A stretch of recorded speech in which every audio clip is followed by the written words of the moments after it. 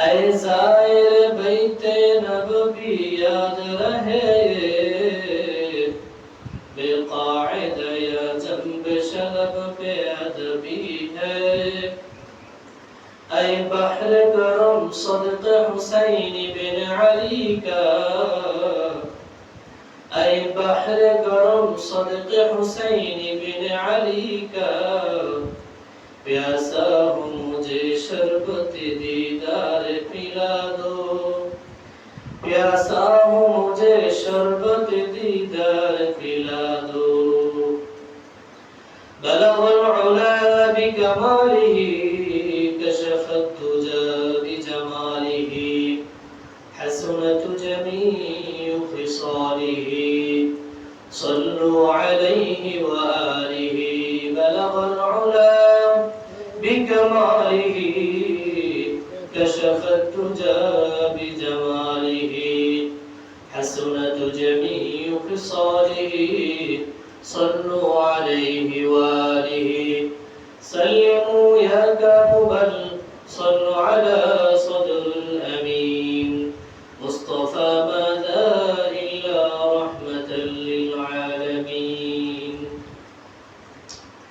الحمد لله সমস্ত প্রশংসা এই মহান রব্বুল আলামিনের জন্য যে পরওয়ারে দিগার আমাদেরকে দয়া করে মায়া করে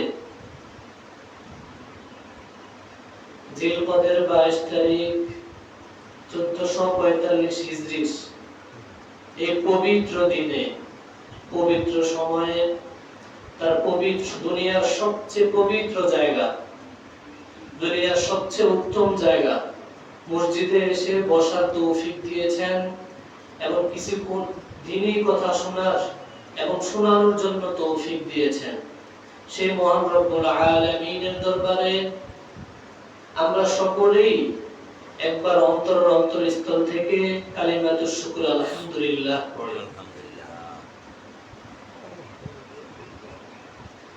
দুনিয়াতে যত মানুষ রয়েছে যত বর্ণেরই মানুষ রয়েছে অথবা যত ধর্মের মানুষ রয়েছে সকল ধর্মের সকল বর্ণের মানুষের আখিরাতের পরকালের ভয়াবহ আযাব থেকে মুক্তির জন্য আল্লাহ তাআলা একটি মাত্র পথ এবং একটি মাত্র পন্থাই রেখেছেন।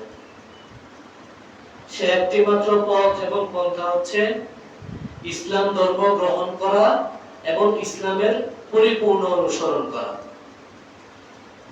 দুনিয়ার মানুষ যে যেখানেই থাকুক না কেন যে যে প্রান্তেই থাকুক না কেন সকলেই যদি পরকালীন আযাব থেকে মুক্তি চায় আখিরাতের আযাব থেকে মুক্তি চায় সকলের উপর আবশ্যক হলো ইসলামকে গ্রহণ করা এবং ইসলামের অনুসরণ করা। এছাড়া পরকালের আযাব থেকে কবরের আযাব থেকে জাহান্নামের আযাব থেকে মুক্তির আর কোনো পথ নেই। আল্লাহ তাআলা ইসলাম ধর্মকে 5টি বিষয়ের উপরে 5টি স্তম্ভের উপরে স্থাপন করেছেন। তার মধ্যে পঞ্চম ব্যক্তি হচ্ছে হজ।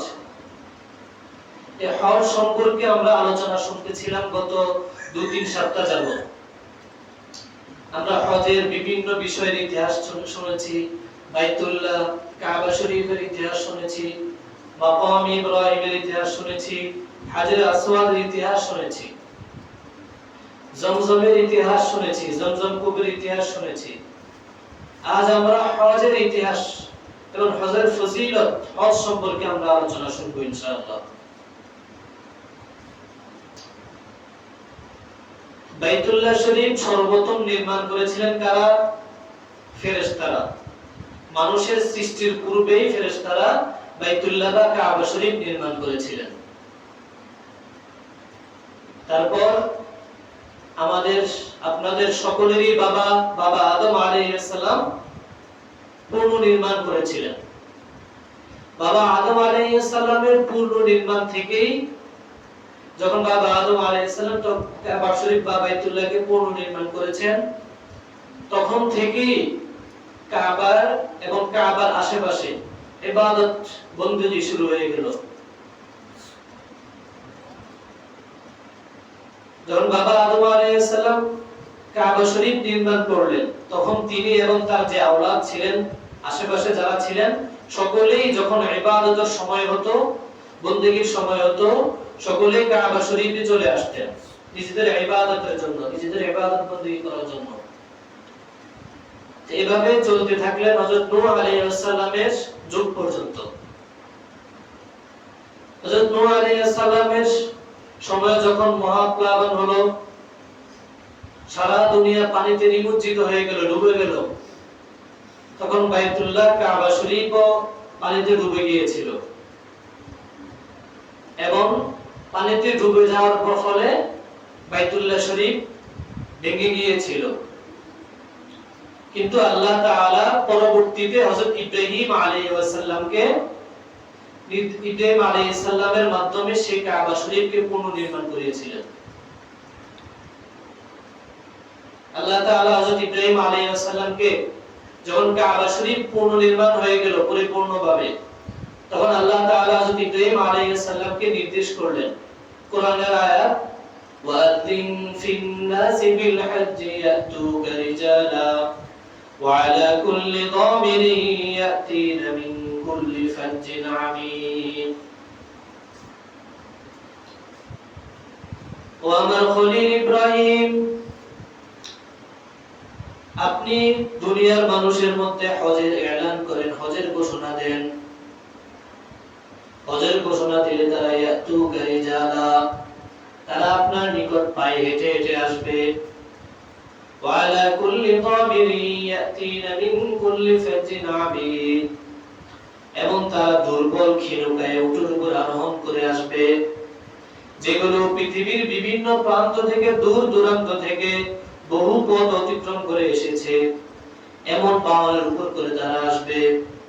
তখন হযরত ইব্রাহিম আলাইহিস সালাম এই হাদিসের তাফসীর ইমাম কুরতুবী রাহিমাহুল্লাহ তাআলা আনহু বলেন, এই আয়াত নাযিল হওয়ার পর আল্লাহ হযরত ইব্রাহিম আলাইহিস সালাম আল্লাহ তাআলার কাছে বললেন, রব্বুল আলামিন, আপনি তো আমাকে নির্দেশ দিয়েছেন দুনিয়ার মানুষের মধ্যে হজের এলান করার জন্য, হজের ঘোষণা দেওয়ার জন্য। আমার আওয়াজ তো কম, আমার আওয়াজ সর্বোচ্চ না হয় 1 কিলোমিটার যাবে, কিন্তু আমরা যেখানে বসবাস করতেছি সেখানে তো সামান্য মানুষ, দুনিয়ার অন্য প্রান্তে তো অনেক অনেক মানুষ রয়েছে, আমার আওয়াজ তাদের পর্যন্ত কিভাবে পৌঁছাবে? তখন আল্লাহ তাআলা বললেন, আপনাকে ঘোষণা দিতে বলেছি, আপনি ঘোষণা দিন, আওয়াজ পৌঁছানোর দায়িত্ব আমার। তখন হযরত ইব্রাহিম আলাইহিস সালাম মক্কায় অবস্থিত আবু কুবাইস পাহাড়ে আরোহণ করলেন এবং তার চতুর্দিকে ঘুরে ঘুরে আওয়াজ দিতে লাগলেন, ইয়া আইয়ুহান নাস ইন্নাল্লাহা ক্বাদ ফারাদা আলাইকুমুল হজ্জ, ও লোক সকল, আল্লাহ তাআলা তোমাদের উপর হজ ফরজ করে দিয়েছেন, বিহাযাল বাইত, অর্থাৎ আমি যে ঘর নির্মাণ করেছি আল্লাহ তাআলার নির্দেশে, এই ঘরের হজকে আল্লাহ তাআলা সকলের উপর ওয়াজিব করে দিয়েছেন, ফরজ করে দিয়েছেন। ফাহুজ্জু, তোমরা হজ করো, লিউযবিতাকুম বিহি জান্নাতিল জান্নাহ, যাতে হজের মাধ্যমে তোমরা তোমাদের জন্য জান্নাতকে সাব্যস্ত করে নিতে পারো, জান্নাতে নিজের ঠিকানা বানিয়ে নিতে পারো। ওয়াজিরাকুম মিন আযাবিন নার, এবং যাতে আল্লাহ তাআলা তোমাদেরকে জাহান্নামের আযাব থেকে মুক্তি দান করে।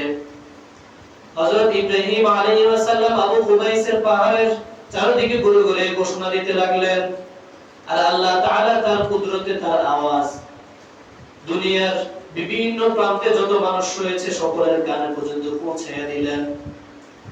এমনকি যারা মায়ের গর্ভে ছিল অথবা পিতার পৌরুষে ছিল তাদের সকলের কানে পৌঁছে দিলেন।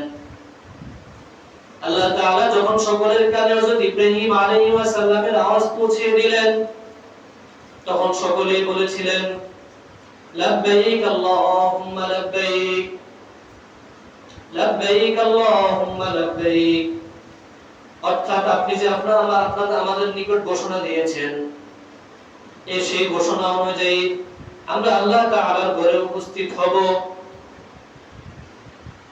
তো কুরতুবী রাহিমাহুল্লাহ তাআলা আনহু আরো বলেন, সেই দিন যে যতবার লাব্বাইক বলেছিল আল্লাহ তাআলা তার জন্য তার জীবদ্দশা ততবার হজ লিখে রেখেছেন।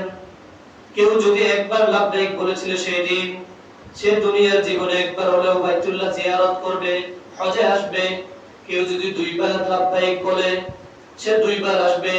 কেউ যদি তার চেয়ে বেশি বলে থাকে সেই দিন, তাহলে সে তার চেয়ে বেশি আসবে। আমাদের মধ্যে অনেকে এমন আছে যে আমরা জীবনে কোনো সময় হজ করতে পারি না, আবার অনেকে আছে বারবার হজ করতেছি। কেন? এই যে কারণ এটাই, সেদিন যখন ইব্রাহিম আলাইহিস সালাম ঘোষণা দিয়েছিলেন, সেদিন হয়তো আমরা বারবার লাব্বাইক বলেছিলাম, এজন্য আল্লাহ তাআলা আমাদেরকে বারবার তার ঘরে মেহমান বানাচ্ছেন। আর কারো দেখা যায় জীবনে একবারে যেতে পারি। কেন একবারে যেতে পারি? আমরা সেদিন একবারই লাব্বাইক বলেছিলাম এজন্য। তবে আমরা সকলেই দোয়া করব আল্লাহ তাআলা আমাদের সবাইকে যেন মৃত্যুর পূর্বে তার ঘরে একবার হলো হাজির হওয়ার তৌফিক দান করেন, আমিন। তো সেই ঘোষণার পর থেকে মুসলমানদের উপর, মানুষদের উপর হজ ফরজ হয়ে গেল। দুনিয়ার বিভিন্ন প্রান্ত থেকে মানুষ সেখানে আসা যাওয়া শুরু করলো হজের জন্য। সেভাবে চলতে চলতে যখন জাহিলিয়াতের যুগে আসলো, জাহিলিয়াতের যুগে যখন তারা কোনো নিয়ম কানুন মানতো না, দুনিয়ার এমন কোনো পাপ নাই যে পাপগুলো তারা করতো না, এত কিছু করার পরেও তারা হজ করত।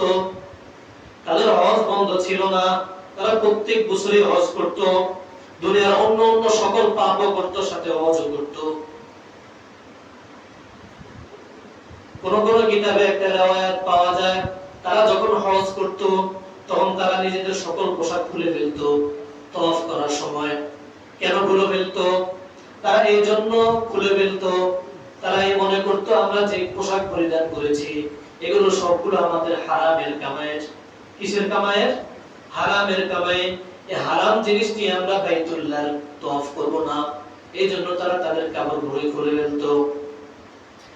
এভাবে চলতে লাগলো। অতঃপর ইসলাম আসলো।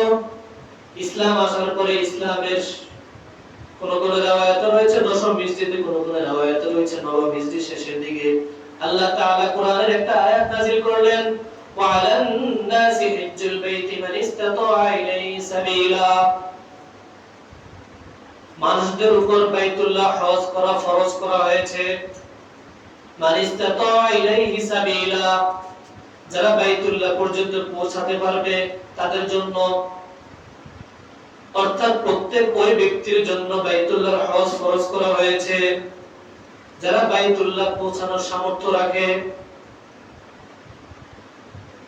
অর্থাৎ ইসলামে হজ ফরজ হয়েছে দশম হিজরি অথবা নবম হিজরির শেষের দিকে, যার কারণে রাসূল সাল্লাল্লাহু আলাইহি ওয়াসাল্লাম দশম হিজরিতে সকল সাহাবায়ে কেরামকে নিয়ে, সামান্য কিছু সাহাবায়ে কেরামকে বাদ রেখে সকল সাহাবায়ে কেরামকে নিয়ে মক্কায় হজ করতে গিয়েছিলেন।